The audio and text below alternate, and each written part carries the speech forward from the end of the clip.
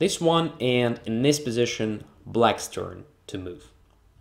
Again, evaluation first. So, material balance. We can see that white has extra pawn.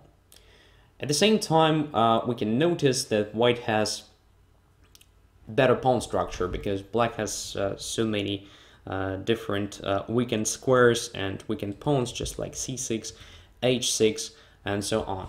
So this gives us a general understanding of the problem, because if black fails to find something really aggressive, fast, and efficient at the same time, then black just gradually loses the game. So we can notice that the king on h8 is also kind of weakness because it is exposed. For example, white has an interesting possibility to join the rook f7 on the 7th rank with the queen. So queen goes to a7, for instance, and it is a direct threat of a checkmate on h7, and so on. Good sign for black is that black has quite active pieces here, and they are all coordinated on the king side. And we can see that, for example, queen on c5 doesn't take part in the defense of the king side. So in case of, for example, attack against the king, it will be quite hard to use the queen to protect it. That's a good sign. So your queen is very close to the king. Your rook joins the queen in the attack over g-file. We can see that the knight is very close, the rook on e6 as well, and it is something interesting in the air connected with sacrificing on g3, for instance. So g3 looks like a target, or e3 probably just destroying white's king shelter, and so on. At the same time, we have to notice some vulnerable pieces and vulnerable squares. As for squares, well, at first glance it looks everything perfectly protected in white's camp, but we can see that we have a chance to destroy all that with the help of a sacrifice. As for pieces, everything is protected except for only the rook on f7. So rook on f7 is not protected, and it might be useful for us. So now let's get to candidates list. So checks first, and we have several. So knight takes e3, knight goes to h4, and queen takes g3. Well, definitely queen g3 is not enough. So queen takes, pawn takes, rook takes, let's say, king goes to f2, and it's all over. So it's clear. As for knight h4 check, at first glance it looks very efficient because, for example, if rook takes on h4, then queen takes on h4, and you can see that pawn g3 is pinned. So now black will win an exchange, and it will be just great. It will improve black's position seriously, but in fact, white has a chance just to go away because bishop on f3 is not hanging. Rook from f7 just protects it. So in case of knight takes f3, rook takes f3, nothing changed.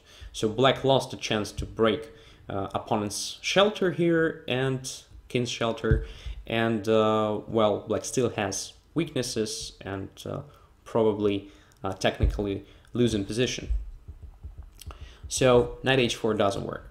Knight e3 looks very interesting here because after pawn takes, for example, black continues with the queen g3, and this looks like a very dangerous attack. So knight e3 deserves serious attention. As for captures, we have knight to g3, very interesting capture, and rook takes on e3. Queen g3 we already discussed. So after rook takes e3, again, at first glance it looks very, very promising because if pawn takes on e3, for example, queen takes here, then queen takes on f3 with a tempo, then takes on e3 with a tempo. The knight is very close here, so we should know that the knight plus queen, it is just a very dangerous attack in tandem. So many different checkmating patterns are possible, and so on. But after rook takes e3, white has a great refutation. So it is rook takes on f5 instead of taking the rook, attacking the queen. And when queen takes, pawn takes on e3. And as you can see, queen controls c2 square, so black has no checks. If black continues with the attack against g3, well, then rook h3 is possible, g4 is possible, and h6 is hanging at the same time. So definitely that is not the best way to destroy white's king's shelter. So rook e3 is also not great. So actually we have only two. After this quick analysis, we have only two promising continuations. So to take on e3 with the knight and to take on g3 with the knight. So at this point, it's not so easy to understand which will be better. So it makes sense just to focus on the main line. So what happens if white takes that knight, queen takes on g3. So what happens to black's attack in that case? So let's say knight takes e3 or knight takes g3. Okay, so it's not so easy to make a decision here which will be better. So you just imagine the position that happens after your opponent takes the knight. So queen takes on g3, looks really natural. King goes to f1, and well, again, the problem is that bishop on f3 is protected with the rook. So at first glance, we can't continue with the attack because our rook e6, for example, is pinned to protect an h6. So if rook takes on e3, rook takes on h6 with a checkmate. So it looks like black has no further attacking continuation. And then there's another interesting psychological trap. So being down the material, we are usually in a big rush to win it back, or at least to come up with some direct threats and so on. So we appreciate the lines when we sacrifice, for example, a minor piece, and after that we have a series of forcing checks, and we checkmate opponent's king or just win all the material back. But sometimes it works another way, and it works another way mainly, actually. So while sacrificing the material and just performing an attack, we have to be ready to alternate, for example, direct ways of attack like checks, captures, and so on, with indirect, with just active moves, regrouping, and so on. So here it is exactly that case. The question is how to continue the attack. So again, you can see two psychological traps that we already discussed today. So breaking the calculation too early, it is possible to do. So when you see such a position, you can break the calculation, understanding, for example, that, come on, I don't have a direct continuation, I don't have any further check, h6 is hanging, I'm down a piece, and so on. So the first psychological trap. And another psychological trap here is not phrasing the problem. So as you can see here, you face a problem, how to continue the attack. And you have to understand what changed in the position and to come up with some new ideas. So what changed? You managed to expose the king. So king on f1 is definitely exposed. However, you don't have a direct way of continuing the attack, because white protects most important squares of your potential breakthrough, preventing activation of your heavy pieces. So what to do? By the way, in the previous example, when we discussed this problem of being too focused on one side of the board, we understood that this approach maybe not that great. So you have to see the whole board usually.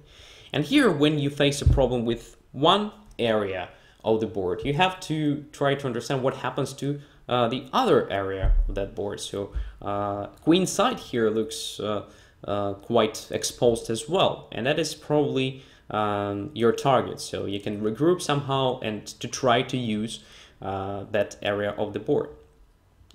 So how to do that?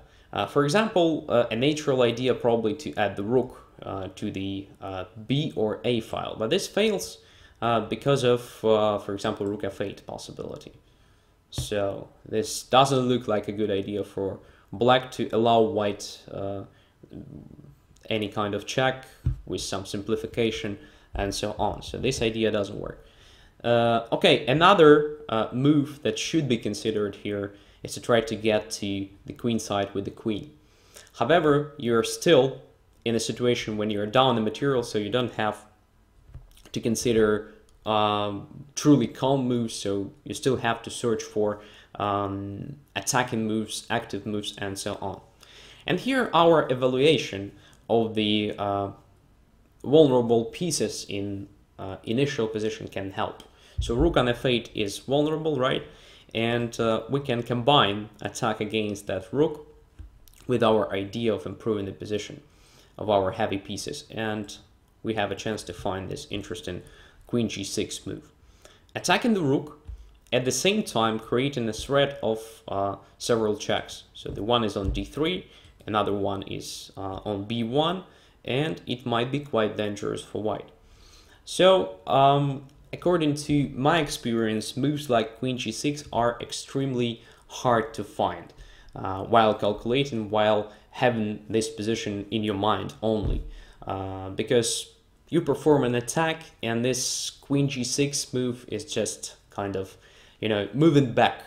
So another psychological trick, psychological trap actually. So we don't consider moves when we don't consider moves leading our pieces back, especially when we're in the attack.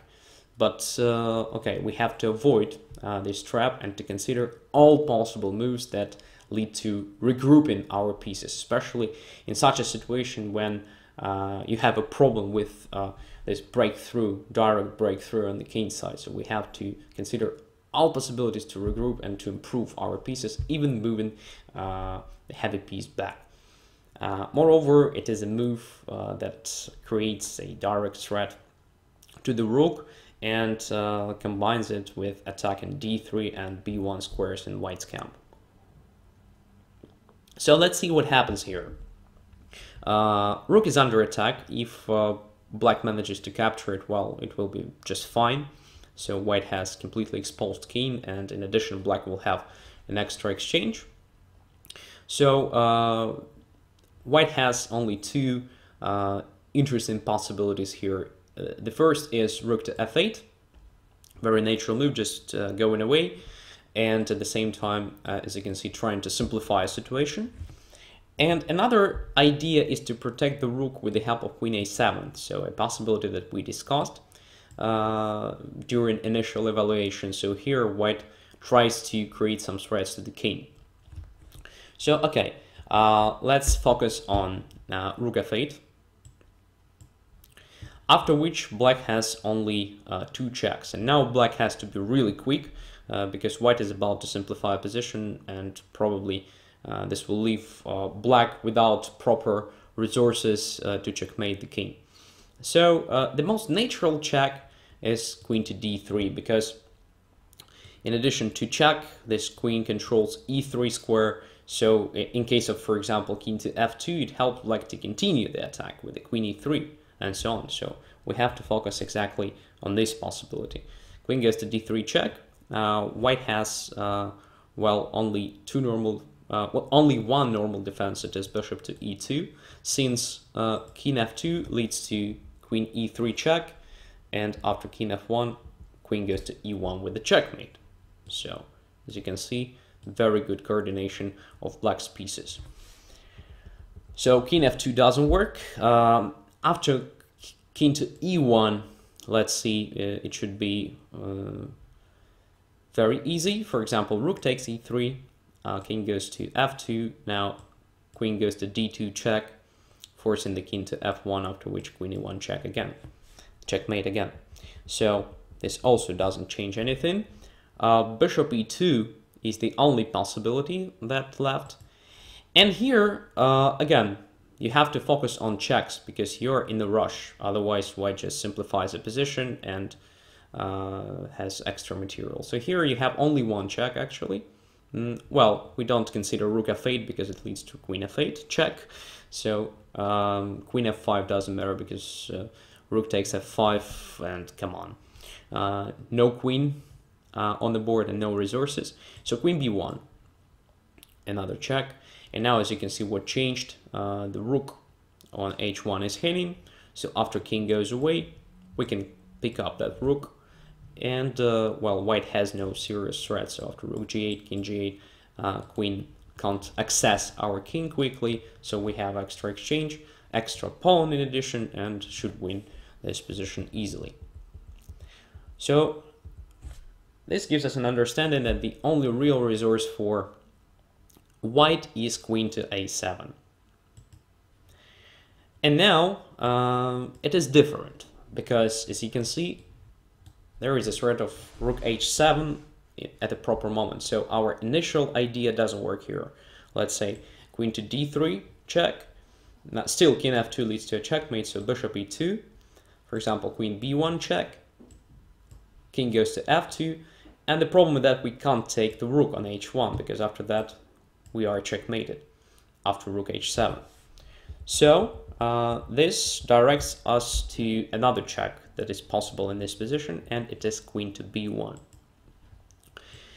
So queen to b1 check forces the king to the second rank, and actually it is exactly the case when you don't have to calculate everything to the very end.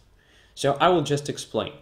You might ask me how is it possible because, well, we sacrificed a minor piece and so on. So here we can see that at least we will have a perpetual check. So for example, after, let's say, king to f2, queen goes to c2.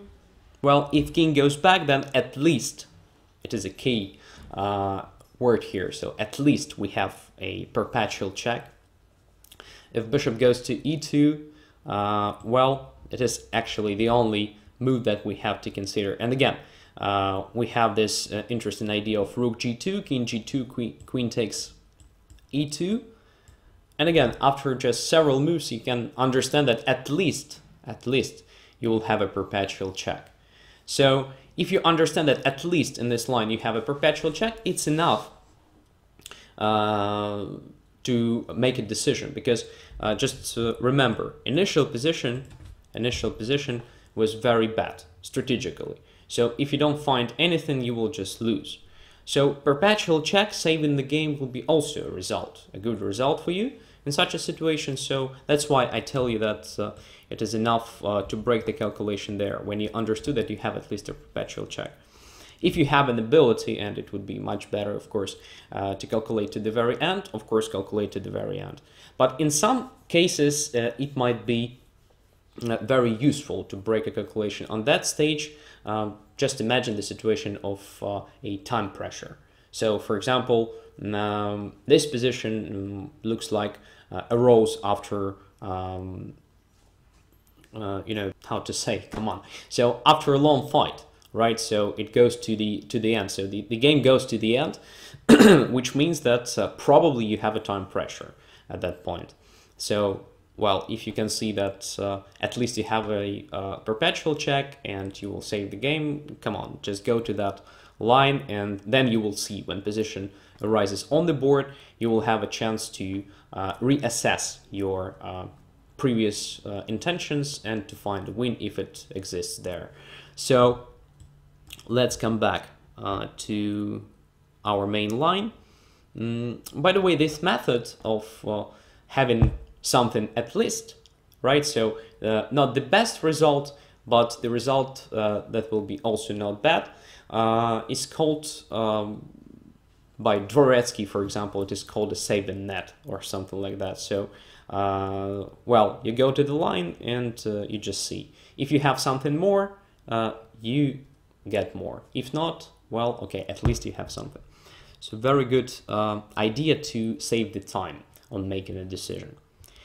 So after queen to b1 in the main line, king f2, king e2 are our main moves here, but king e2 makes no sense because it leaves white without a possibility to block the queen with the bishop. So queen goes to c2 check, and queen becomes closer since if king goes to e1, rook e3 is possible, and gradually the king is being checkmated. So here we have to focus on king f2 only.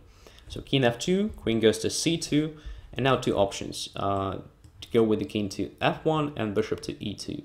So first, king to f1, then queen to c1 check, and now as you can see, black performs the initial idea. So check with the idea of controlling e3 at the same time, which means that after king f2, queen takes on e3 with this checkmate on e1. That is bad. So after this move, as you can see, white is forced to play bishop to d1, which of course is very bad. So queen takes, king goes to f2, queen to c2 check, king goes to f1. Again, I just show you what happens, but in a real game, when you see such a situation in which, well, at least you haven't perpetual, come on, it's not necessary to calculate to the very end. But here, gradually, queen gets closer to the king, and finally, this checkmate becomes true. So after bishop e2, again, you're in a rush, so you have to continue the attack quickly, otherwise you will lose the game. And the only possibility for black to do that is to come up with another check. It is only one, rook to g2, but it is very efficient. So we deflect the king from protecting e2 bishop, and we still have a rook which is very mobile and can join the attack at any moment.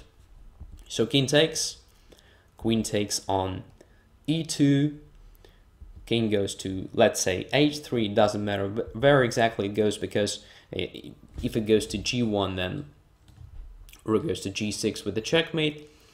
If it goes to g3, well, it will be the same like after king h3. So rook simply takes on e3 here, check, king goes to h4, one more check, king goes to h3, now queen g4 finally, and after king h2, rook goes to e2. So starting from the initial position, we have 11 moves in this line. So I understand that probably it will be too much for the majority of chess players to calculate such a line to the very end. But as I said, using this advanced technique of having a save and net, so at least I have something, at least I have, for example, a draw, gives you a chance to break your calculation much earlier than here calculating 11 moves.